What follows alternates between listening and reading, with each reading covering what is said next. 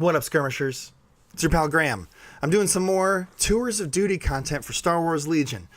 If you're not familiar with Tours of Duty, it's a sort of a narrative campaign set of rules that you can add on to your base games of Star Wars Legion to make one game to the next matter a little bit more. And in a Tours of Duty campaign, you are keeping track of which units have taken casualties and which units have gained experience, and you're going to spend those experience points on, special upgrades and new unlocked abilities for your various units. It's a ton of fun, and the best part about it is that you don't really need to worry too much about balance. You can even play against someone who's not using a Tours of Duty army, and the game still works out to be pretty good, I would say. So today we're gonna make an Empire list. Now, in my first Tours of Duty video, I also made an Empire list, and so for that, I'm sorry that I'm kind of doubling down on the same faction. But I think Empire is very common, first of all, and secondly, I was most inspired by an idea for an Empire list. I was like, you know what, that sounds like a pretty cool idea. Today we are going to build an Empire list that focuses on an exploratory team that goes into harsh environments. They're not daunted by the terrain, and I don't know, they're out there doing stuff. And so we're going to have a theme of woolly dudes, right? Specifically, I think range troopers are really cool models, and they've got furs on them, and they seem to be really adept in harsh climates, particularly cold weather. You know who else is good in cold weather? Snowtroopers. So we're going to really lean into those two units, as well as just sort of the theme I just described. And we've got a new probe droid upgrade, which is going to factor into our army, and I'm very excited about that. So there's some cool ideas here. So we need a working title for our register, and we're going to call it the Rough Terrain Boys, lads. Perfect. We're doing an Empire list. Let's see what we got over here. All right. So as a quick recap, we are going to make a starting register that can contain up to 600 points of stuff. And that way, when we play our first game, it's going to be a recon game of 600 points against our opponent. Nice. We have a number of supply points, specifically 5, that we can use to improve our army roster, either unlocking new upgrades, increasing the size of our register, or I don't know, some other stuff. I have some ideas on how we're going to spend the supply points, but we're going to come back to it. All good Empire Tours of Duty lists start with an Imperial officer because he basically got it. And as our starting person, they are a Paragon. So we're going to click that star right there. And I'm envisioning, remember I said the terrain element is like a theme, and the fact that they can go over any terrain. I'm going to call this person the Walker. And I guess it could be sort of a reference to that Fits in the Tantrum song. I saw them live once in like 2014 or 2015. Phenomenal show. I got very dehydrated. My girlfriend was very mad at me. I survived. So we get one free upgrade for everything that's required. And we are required to equip a doctrine. So we are going to get that, as well as we get 2 freebie upgrades that we don't have to spend any supply points on to unlock for our character. We can choose to spend further supply points to get more upgrades on our character. And your Paragon basically can't really die between missions. So while I often say don't invest supply points in your units until you're really worth keeping around, like, maybe they've leveled up to VR2 or something like that, or VR1, but your Paragon's the exception to that. So we're just going to do a quick once-over of things. Again, thinking someone who can go over any kind of terrain. One thing we could do is put what's that 2-point upgrade? Freaking environmental gear, and it would be very thematic. That feels bad to waste a slot on it. Also, keep in mind that there's a commendation that is called harsh environments gear, and at VR1 you can make any of your units gain unhindered and they can ignore difficult terrain. I would probably rather, well, it depends on the unit, but I could see either giving them, I could see using harsh environments gear as like the go-to commendation for something if there's not something better for it, right?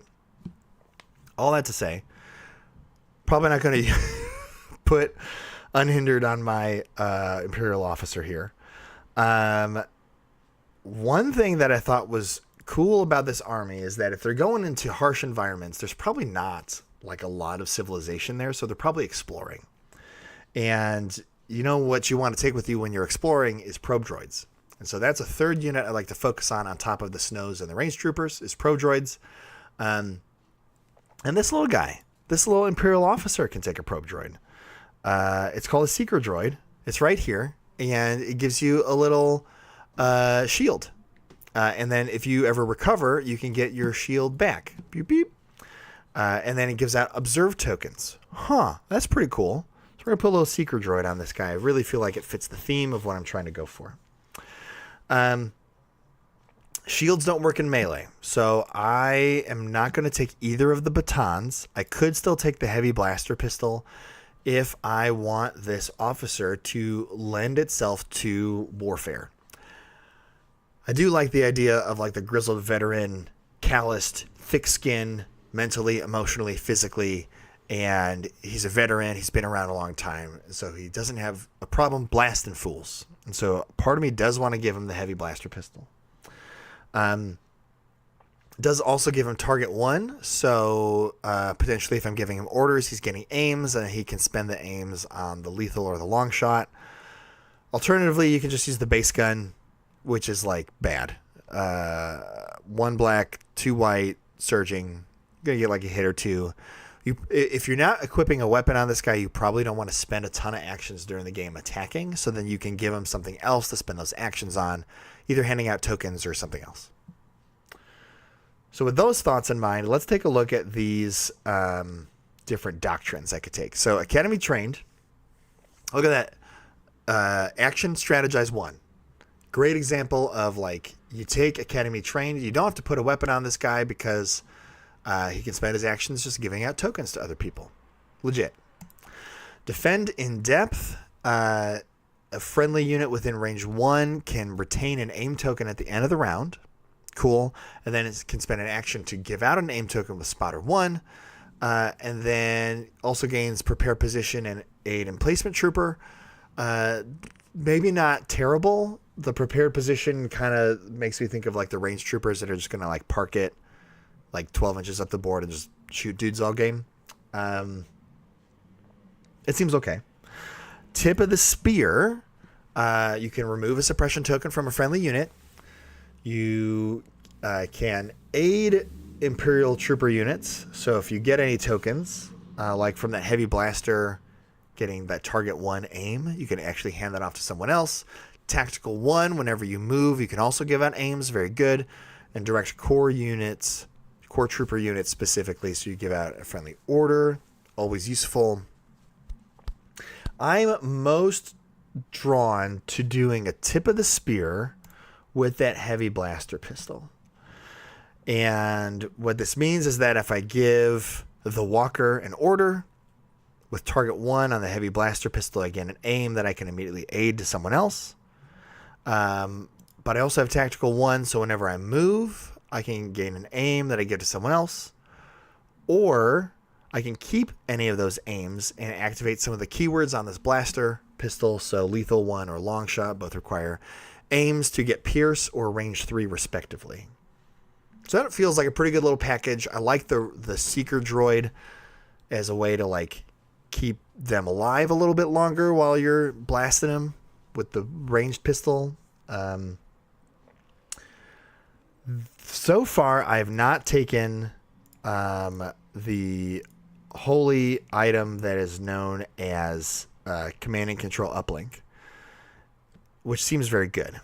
I mean, by seems, I mean it is a very good upgrade. I could also take command armor, but if I'm going to be not in melee and I got the seeker droid to protect me, I don't know if I want to put more points towards defense with this particular character. And then because I got a good gun, I don't really want to do electro binoculars or portable scanner to give out tokens and spend those actions on it. That would be a very interesting build, is combining the other doctrine that gives spotter 1 with electro binoculars and do spotter 2. I really like spotter 2, spotter 3 as a keyword. I think it's a ton of fun. And then, I'm looking over, there's a couple defensive things. They're like prepared supplies gives you a dodge, for example. Targeting scopes doesn't apply. Recon intel, I guess, would fit the theme in that we're doing reconnaissance, but yeah, overall, I think the only other thing that I would want to do here is that command and control uplink that lowers your pip. I guess we should look at the other possible orders here. So there's actually, with this particular build, one thing that could be cool is not trusted agent. Where is it? Oh, under the training upgrades, could do two things come to mind. Seize the initiative once per game, give this unit an order, gets the target 1, can give the aim or keep it, whatever. Seems good. The other one is offensive push. That's because you get the added tactical 1. Again, I can give the aim to anybody, but then if I recover for the seeker droid, I can also recover the offensive push. Those both stand out to me as pretty cool ideas.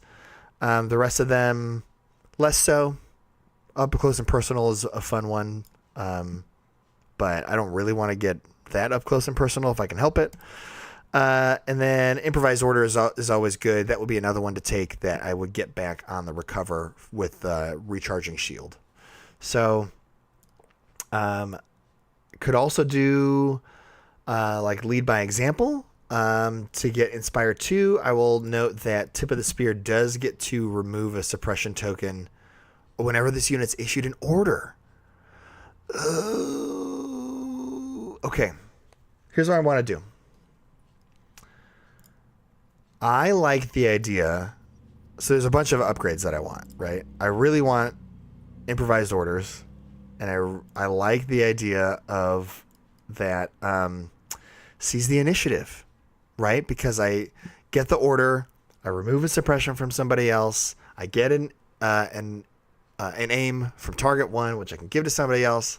I love it. The synergies, the layers, we love it. I also could do supplies and provisions for improvised orders or offensive push. Both are fine. And then there's added like recover action value there. So that's cool. I could also do supplies and provisions for that better gun, but I could also wait on the better gun and say, like, whenever I get a surplus of supplies of supply points later on, I could say, oh, I found a gun at this battle. And then I trigger supplies and provisions and I get that cool blaster. I like the narrative there, so that's what we're going to do. Let's come back to see if we have a supply point to spend on either improvised orders, probably is the better choice, or that offensive push. But right now we got Seize the Initiative and the Seeker Droid with Tip of the Spear. Sick. Okay, so I talked about wanting to build this army around Snowtroopers and Range Troopers, and we're going to start with 2 units of Snowtroopers. That's because we need 2 core units to make a legal army list. Here we are. This also means that we could potentially do like a Blizzard Force if we wanted to, but the Range Troopers aren't in that battle force, and I'm really keyed into my plan, so I don't really need to mess with battle force at all. So we get, as part of any core unit or any trooper unit, you get one free heavy trooper upgrade and one free personnel trooper upgrade that you do not need to use supplies and provisions on to add to your register. So I'm going to be honest with you. I like flamethrowers. You'll see the tip of the spear says direct core trooper unit. So every round I get to choose one trooper unit that I want to give an order to. One of my favorite things to do is like aggro rush a flamethrower into my opponent's ranks and just roast them. So plus it's cold weather outside. Let's warm it up a bit. My favorite flame trooper squad has the beef upgrade. And so for this first unit, we are going to give it the Snowtrooper squad upgrade that adds 5 models. And so this is a 10 model unit with a flamethrower, meaning that it's going to roll 9 white dice plus 1 black die for every model in the defending unit. I don't want to spend a supply point on provisions yet. However, a great choice for this unit would be Imperial March. Because A, it's a snowtrooper, and every snowtrooper likes getting an extra 2 inches of movement as part of a double move steady shoot turn. But B, you once per game you can exhaust Imperial March. Let me show you what I'm talking about here. Where is it? Here it is. Once per game you can expend this card to give it charge until the end of its activation. And that Flame Trooper is actually a melee weapon. And so you can double move with Imperial March. You get the extra 2 inches of movement on the second move. You expend the card, so you can't use Imperial March anymore for the rest of the game. But you can charge into melee and use the Flamethrower. So this is on my short list of things to get when this unit gets to VR1 and I want to start investing supply points in it. Then I'm going to do that. I'm not investing the points now. I didn't explicitly say this because what if they die?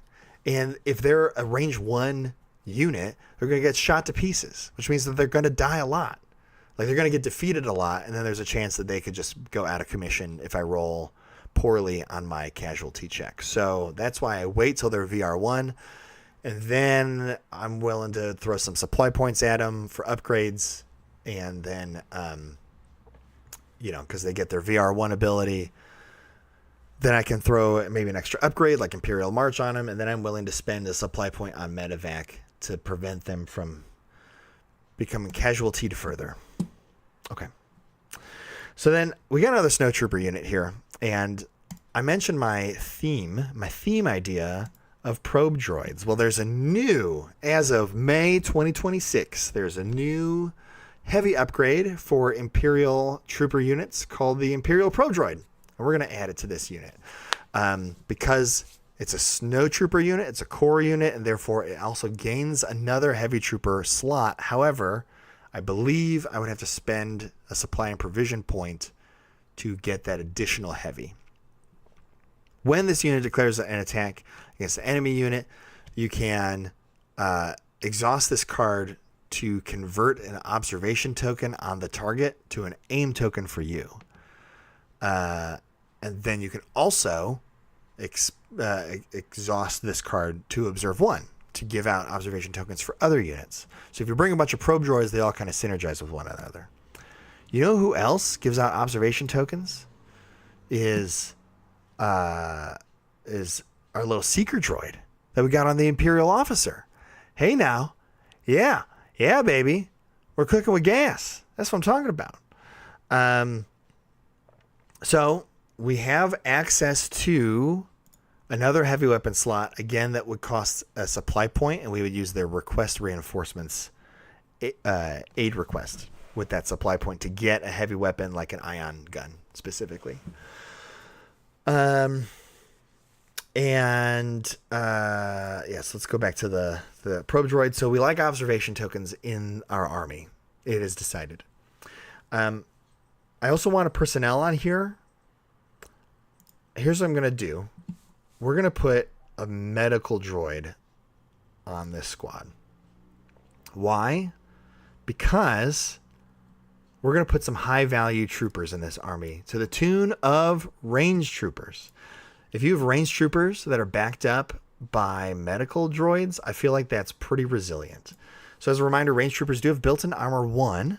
They're also range 4 guns, so they can kind of play keep away. You know, like you stick your arm out on the forehead of the little kid who's trying to punch you, and because your wingspan is larger than the little kid's, then you like don't get hit.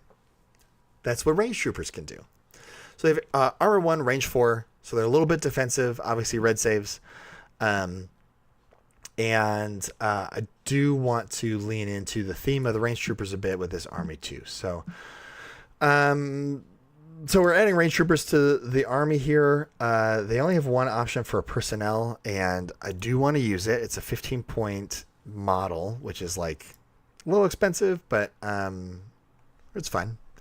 I think it's fine and fun. So I said both of those at the same time. Then our options for the heavy is either the Impact 2 Heavy at range 5, hoochie mama, or a range 4 suppressive gun. Both good. Range troopers surge, don't they? So this 4 dice attack. Oh, they don't surge on attack. Interesting.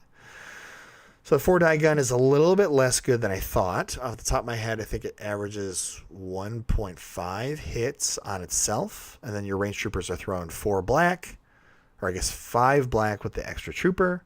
So it's 2.5 hits plus 1.5 hits. So it's average 4 hits suppressive. If you do the DLT, same. 4 hits, impact 2.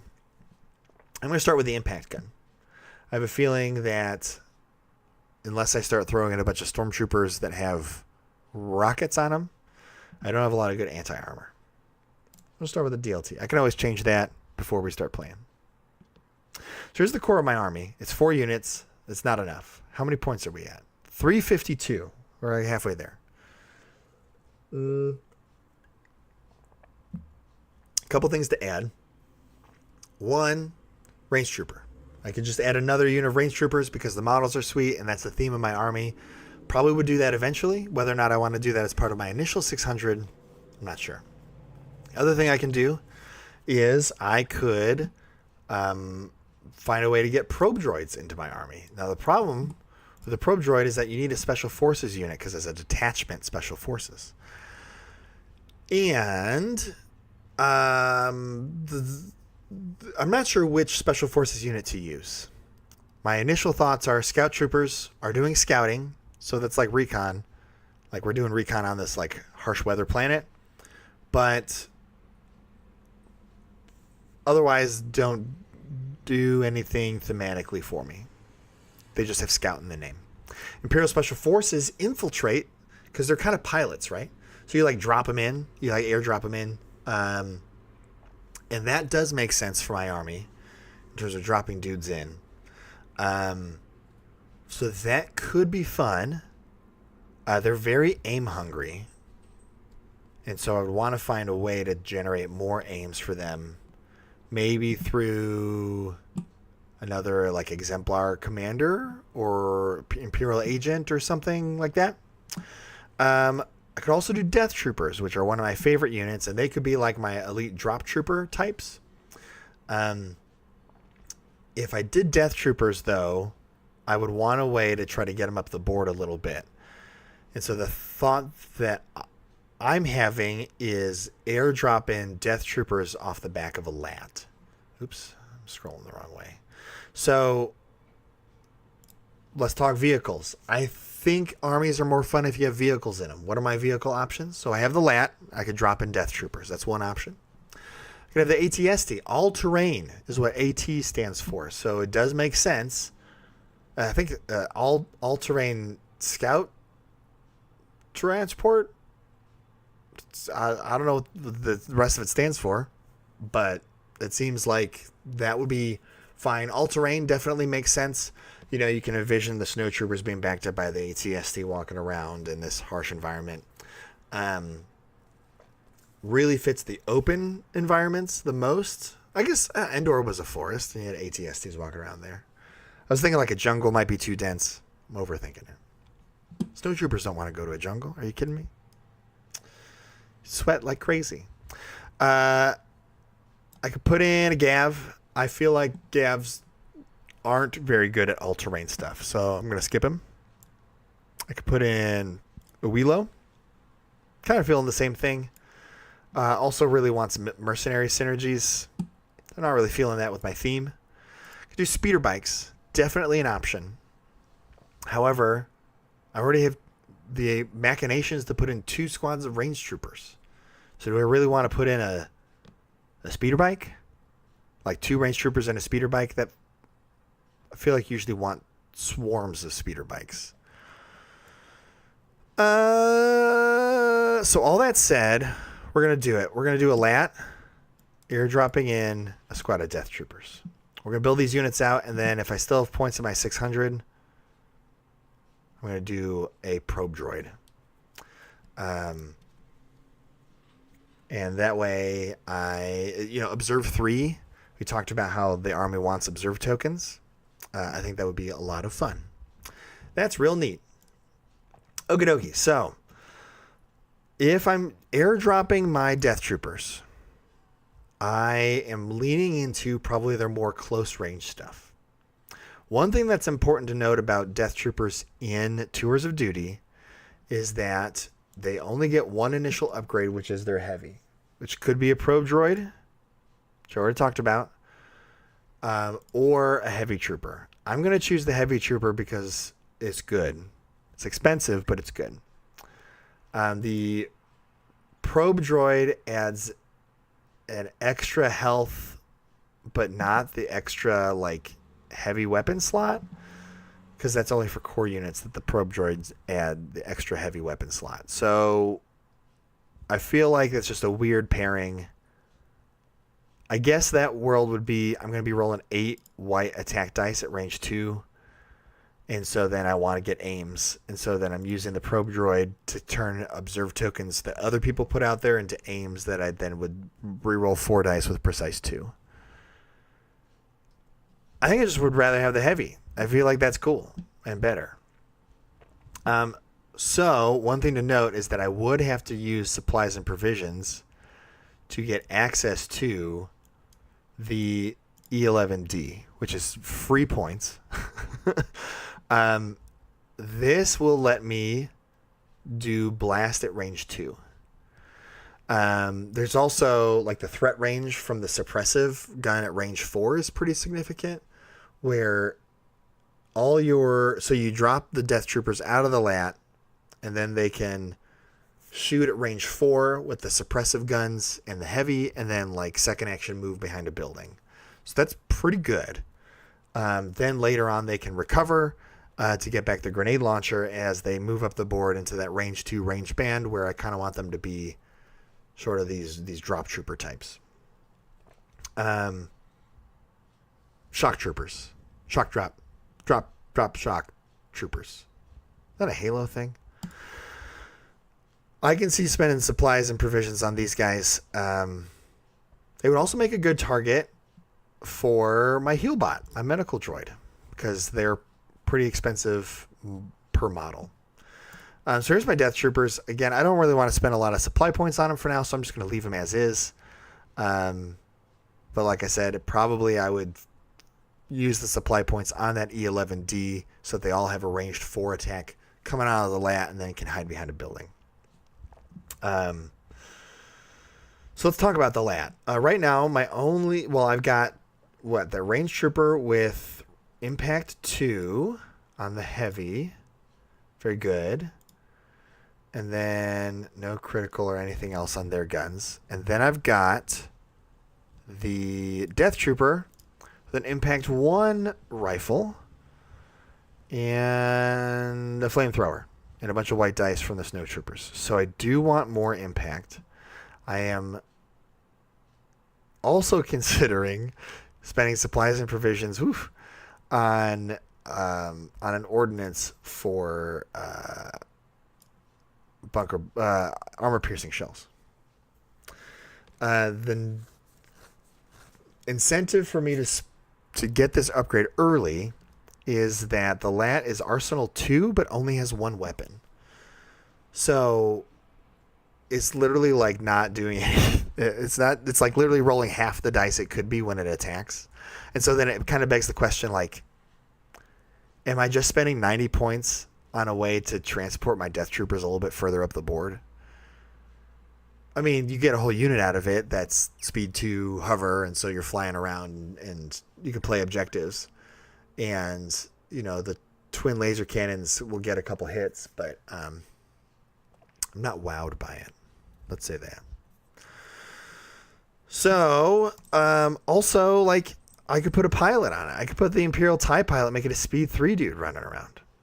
I'm less interested in doing one of the unique upgrades because I don't think you can really take those in Tours of Duty without spending additional supply points to continue to add stuff. One thing I could do is put in good door gunners and potentially activate, like, shoot 2 different targets with 1 action. So you're putting out 2 suppression. Door gunners on a lat are fine. You don't get surge to hit, so that means that you're only doing 1.5 hits instead of 2 on average. It's fine. I feel like it's armor piercing shells is the move, right? Like, I need the impact. It gives me a second gun. It means that my lat can do stuff. I'm going to do it. I'm going to spend a supply point on a lat. That's maybe not good. It's maybe not a good thing to do. All right, I'm at 546 points. So let's get that probe droid in here. So now that whenever I use my Death Troopers, I can also put out a probe droid. The probe droid is going to probe. I don't even think it has any upgrade slots. So yeah, we can't even look. It says combinations, but then it doesn't have like supplies and provisions next to it. So like, this is it. This is all the probe droid does. We are at 581 points. So I'm tempted to spend more supplies and provisions. A couple different things. I want to do here. We're at 4 supply points left because I spent 1 on a lat. Oh man, if that lat dies, I'm going to be mad at the inefficiencies of me having spent 1 whole supply point on it. Okay, well, starting at the top, we talked about giving our Paragon more stuff, supplies and provisions. What do we think? Improv? What's my order pool looking like? 1 command, 2 core, 1 heavy, 1 support, 2 special forces. Literally everything but an operative, and I only have like 7 units. I want the improv. Call me crazy. I'm going to spend a supply point on improvised orders. I'm a smart dude who can figure out where this is. Did I already pick that? No. Supplies and provisions. Doctrine. Command. Hoo ha ha. Aggressive tactics is in here. What? That's not legal. Improvised orders is the one we want. So it's a unique upgrade, so he's the only one in my army that can take it. And then he can recover to get it back, which he's going to want to recover if he ever gets shot, to recharge the shielded on the Seeker droid. This is great. Feeling really good about this. And we're going to feel it out. If I feel like I want to be able to make more cool attacks with him, he's going to, at the end of some mission, find like a cool blaster. And then I'm going to spend another supply and provision to get him that blaster that gives target 1. Probably want to do that relatively early in the campaign. But like I said, you know, I don't want to spend all my supply points off the bat. And I like the narrative. I can also always put offensive push on him, but I don't want to run out of supply points so fast. Couple things. I always start with a couple of strategic assets to spend my supply points on. Medevac, I really like early on with the local house rule that we have, which is you don't have to spend it if you bring it. So rules is written. You have to claim which strategic assets you're bringing to the battlefield. And then you go to the medevac text and it says you decided to use it at the beginning of the game. So now at the end of the game, when you do determine casualties, choose 1 unit and that unit doesn't make a casualty check. Which means that if you don't lose anybody, you still spent the medevac. And if you only lose one unit of Snowtroopers that you don't care about, then I guess you medevac them, right? So like you have to do a called shot with them at the start of the game before you decide if you're going to use it. And I don't like it. So locally we do have a house rule that says that you don't have to spend the medevac, meaning that you just claim that you bring it every time. And then if you decide to use it, then it's spent and you have to spend a new SP to add a new one to your roster. And that's been working out pretty well for us. The other one that's maybe worth doing is contingency plan. So at the start of the game, you claim one of your agendas that you're going to work on. However, once during that game, you can spend your contingency plan to change to a different agenda. And those agendas are, remember, those are the campaign objectives. So we'll look at them here in just a second.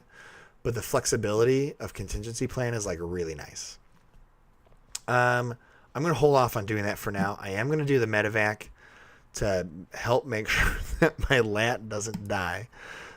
Or, as my range troopers are going to get some XP, or my death troopers, I would love to be able to spend an SP to get my death troopers that E11D. So they're a really good target for a medevac.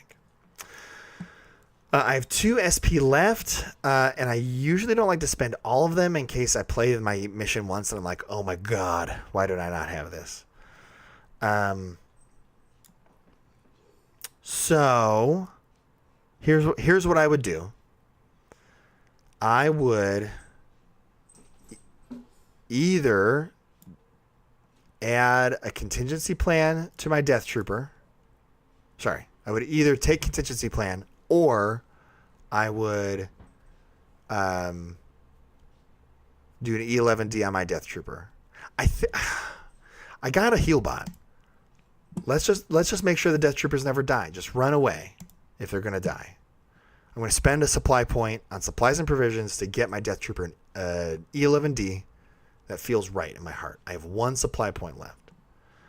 I am going to not do contingency plan for the sake of this video. And instead, I'm going to spend my last supply point on getting, spend my last supply point on active recruiting to go up to 750 so that you can see what my next units I would add to this army are.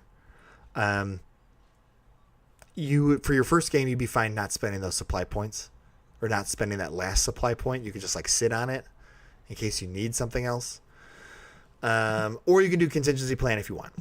That would be the other thing to spend it on. Speaking of contingency plan, let's pick a story arc. And this is what I'm really excited to talk about.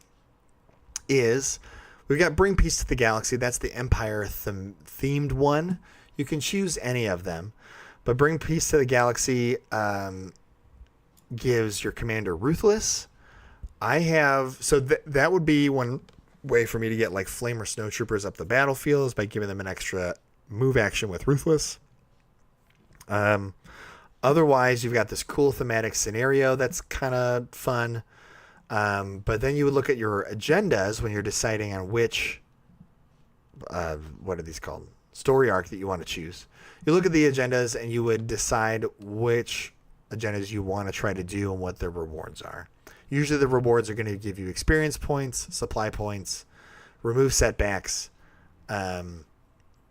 So assuming that you want those things, which you do, then you would kind of read what the agendas do and feel like if those are things that you want your army to do. So for example, keep them in line. Each time an allied unit causes an enemy unit to panic, you advance this agenda. So if you're dishing out a lot of suppression with your army, then that's very good. Right now, I just have the one command card that does a lot of suppression, and then that's it. I could take another range trooper unit with a suppressive weapon, but I'm not leaning into the suppression thing too much yet. So that's how I would evaluate the story arcs. Rather than read to you what all these do, I want to fast forward to the one that I'm going to choose. So peacekeeping mission you could choose if you wanted. Root out corruption you could choose if you wanted. But we're doing one of these new ones. So there's 3 new ones: the Weekend War, Birth of a Legend, and a pirate's life. So thematically, a pirate's life is like a raiders type thing. This fits really well with obviously mercenaries, but also I feel like rebels in particular are pirating from the Empire, right? They're stealing stuff. So this is a good choice for rebel forces thematically. Or if that's a theme for your army, you're like, I'm playing a bunch of pirate droids. Great. You could choose that. Birth of a Legend is all about how cool your character is. You become legendary and you are just a total badass is the story that you're telling. I like this as a second story arc. Like if you've already done one arc, you can do Birth of a Legend and talk about just how over time your army is just so rad and your character is such a legend to that. The galaxy can't even handle it. What we're going to do is the Weekend War. Why? I'm going to read to you what the Weekend War says. The galaxy is a vast place filled with myriad systems and every kind of place imaginable. Some of these systems are home to rare resources, species, or other sorts of esoteric treasure that draws attention from across the stars. You have located such a system in a remote region of space, and preliminary probes and scans indicate that securing these worlds would be a great boon to us. However, there's a catch. A host of stellar hazards and anomalies prevent travel to the system save for a few days out of every year. Luckily for you, that window is rapidly approaching, but beware, you are likely not the only party en route. So this is all about exploring a new planet, and under a time crunch, you're sent there to go extract a bunch of cool stuff. That totally fits. That fits with what I want to do. Check out these agendas. Survey landscape. Place survey scanner. Probes all the way. We're just double action probing. Search for treasure. We're going to search. We're going to spend action searching. That's what we're going to do in this weird jungle planet or ice planet or whatever I'm playing on. Beat them to the punch. When an enemy unit that's contesting objective tokens is defeated, advance this agenda. That's right. If they're going to try to take stuff, you punch them in the face. That one's pretty generic. So yeah, that's what we're going to choose. We're going to choose Weekend War. And what I kind of liked about these agendas is that it felt like they kind of went in order, right? So like first you're going to survey the landscape, scan the whole place, get a read. Then you're going to search for all the good stuff. And when you found the good stuff and we're down to crunch time, it's it's winner take all. And so you're going to beat them to the punch. You're going to, take what's good before the enemy can. So I like the idea of kind of doing them in order. But so all that to say, survey landscape would be the first agenda I would choose. And because it's a double action, I would be focusing I would lean towards having my Snowtroopers do that. That being said, even if they got to move once, they would get to shoot. So, hey, each allied trooper unit, can probe droids do that? What's a probe droid? Droid trooper. Would you look at that? So the probe droids can do this double action. That's great. It actually doesn't care who does the survey scanning. It just says during the post-game sequence, if there are 3 or more allied survey scanners on the battlefield, progress this agenda. If there are 5 or more scanners, progress this agenda again. And then what does that do? After resolving this agenda's progression, gain 1 SP for each time this agenda was progressed. Then if you won the game, choose an allied unit. The chosen unit removes one of its setbacks and gains an experience point. So if you win, you get an XP. But otherwise, you're just earning back some supply points. You know what's great about that is that I spent all of mine. So getting supply points back early helps make up for the fact that I bought ordnances for my LAT, and I bought the E11D for my Death Troopers, and I bought that improvised orders on my Paragon. So, feels like a great fit. I love it. So at this point, I would go play this game, come back, and I'm going to add some more stuff to my roster. Because at this point, I would then use my first supply point that I earned on active recruiting. And so I would go up to that 750 combat potential. and I can fill out my roster with another 164 points. So what we're going to do? Well, I mentioned I really want another range trooper. I feel like that really defines my army. And then I'm going to have these 2 range troopers that are kind of at the back of the table that are sort of my spine, right? And then my snowtroopers and my airdrop death troopers can be kind of upfield contesting objectives. So range trooper, similar discussion to what we had last time. We're going to put the regular range trooper on it, and then for variety, I'm just going to choose the suppressive weapon on this. Maybe after my first game, I might say, you know what? I would much rather have a second DLT and just have a bunch of impact. That's fine too. What else can we do here? So if I want to go up to 1,000 points, I'm going to need another unit of snowtroopers anyway. And so I'm going to show what that would look like now. I still like, especially for objective stuff, I still like the idea of doing the little probe droid snowtrooper unit. There's a couple different officers you can put on here. Doing the Imperial officer to give Inspire is like not crazy, but I don't know. Part of me, right? You know what I'm feeling right now is I'm going to put the Astromech on this squad, and this is going to be the please lat don't die. I spent a supply point on you squad, and so this is going to give your lat 2 extra health during the course of the game, hopefully. And again, as I earn supply points from playing, I can always take the request reinforcements action on my snowtroopers to give them an ion gun trooper. And then I'm going to have this like observing probe droid unit that can like move over, heal the lat, move again, maybe with Imperial March, free action observe, technically before the move. You would like move, you would free action observe, and then move and shoot with the ion gun. Or, you know, if you wanted to, I could be the one spending the aims off of the if someone else observes, then I can upgrade those observes into aims with the steady shot. Rules wise, that's because the observe 1 on the Imperial Probe Droid upgrade is a free action, and so you have to be between actions to use another action. Steady, it triggers at the end of a move, so you haven't resolved your entire, like if your first action is move, then you're going to trigger steady. You haven't resolved your first action yet until after the attack, so you don't have an opportunity to use the observe 1 on the Imperial Probe Droid. But the earlier text, when this unit declares an attack, you can exhaust this card to convert an observation token to an aim token. That's a trigger that happens off of the attack, so you could combine that with your steady attack. Just if you wanted to know how that rule works. And this is fun. I've got 2 snowtroopers that are kind of in this support proby role, where they're running around and either putting out observe tokens or cashing in on observe tokens to make aim tokens, and that feels fun to me. So that's very cool. And then they're supporting with their personnel slots.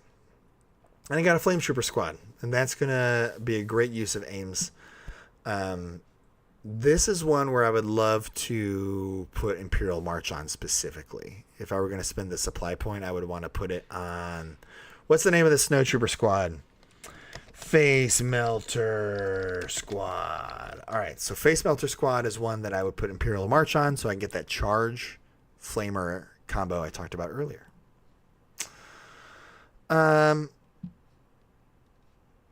If I were going to put another upgrade on my Imperial Officer, I would either do Command and Control Link in the gear slot, which reduces your command card's pips once per game. It's very potent.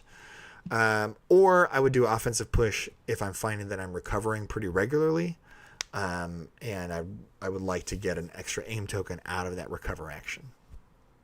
So play around with that first, see how it goes.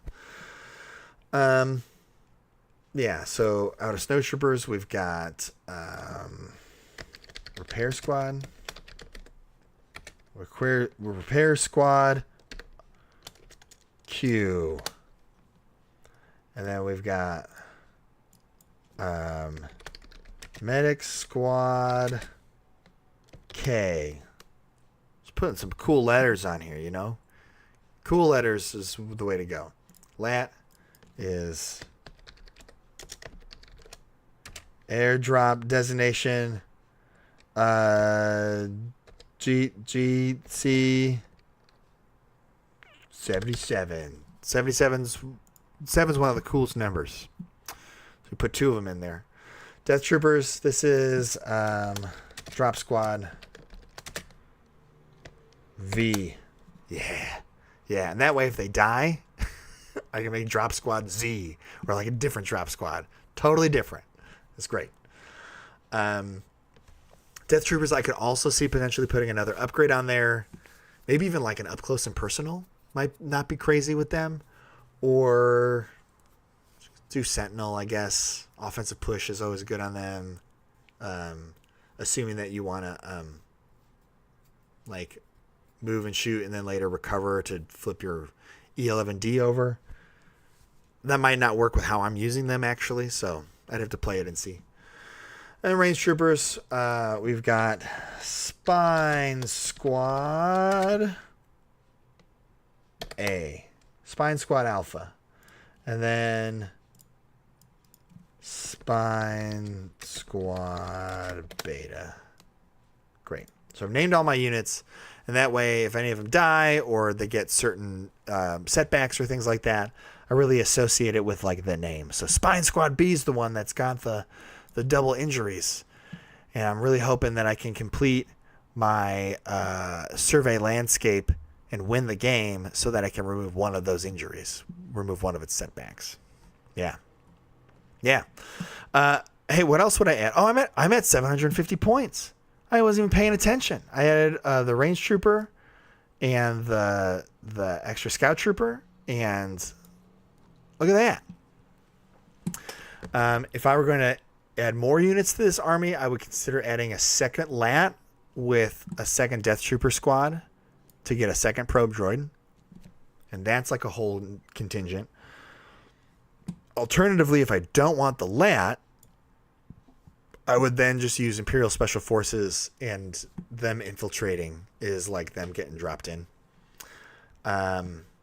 Notably with the Death Troopers and the ISF, they don't have scale or unhindered or anything, so those are units where potentially I give them unhindered, like I talked about at the start of this video. So cool. Well, that's the army. Let me know what you think in the comments. If you care, if you think this stuff is fun. If you like this kind of video but you want it to be shorter, be sure to tell me that, because I'm thinking through my full process. And if that's not, if it's too much, that's fine. I get it, right? I'm not going to be like super upset. Yeah, we're gonna go ahead and make our little Air Force contingent here. See if I can do my my 600 points. Get that Seeker droid going. Face Melter squad. Let's run the whole thing. So the cool thing about if you spend a supply point early on to get up to 750 is that you don't have to bring absolutely everything that you bought on your register. So here's an example. I have a register of 750, but I'm playing a 600 point game. Right now I'm at 586 points. You can see in the bottom right of my screen. However, I don't have to bring the whole beef squad for the stormtroopers, right? I could bring in, or the snowtroopers. I could bring in another snowtrooper squad with the medic or with the astromech. I could even, let's see, I'm at 607 right now. I could drop the extra range trooper, or only, or not bring the seeker droid on my commander or whatever. Let's try, tell you what, I'm going to drop the astromech. So I'm at 598. the good thing about this strategy of bringing 8 activations to my first game instead of 7 is that every unit that goes on the mission gets an XP. So you're actually netting more XP for your whole army if you drop some upgrades and up your activation count. I mean, like, if we wanted to be really crazy, I could try to squeeze in this last squad of range troopers. I'm 58 points over, so I would for sure not bring the extra trooper there. I might not bring the medical droid. And I mean, it might be kind of weird, but I could drop the range trooper heavies, right? And so now my list is like very bare bones, but I'm at 9 activations, which is kind of cool. Which means that baseline I'm getting 9 XP for my whole army.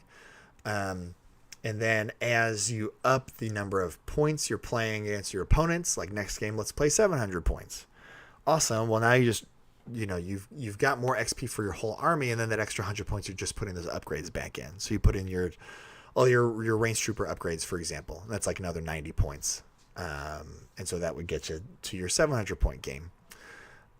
So yeah, when possible, I do like to spend one of my initial supply points on the thing that ups your register to 750 instead of 600, and then I just try to activation spam for that first game just to get more XP, because I'm a little hungry XP goblin, and that's what I like. So cool. Hey, this video went on way too long, but I had a lot of fun, and I hope you did too. If you have any thoughts, leave them in the comments. And otherwise, yeah, we'll see you next time. Roll good, play better. That's what I say at the end of these.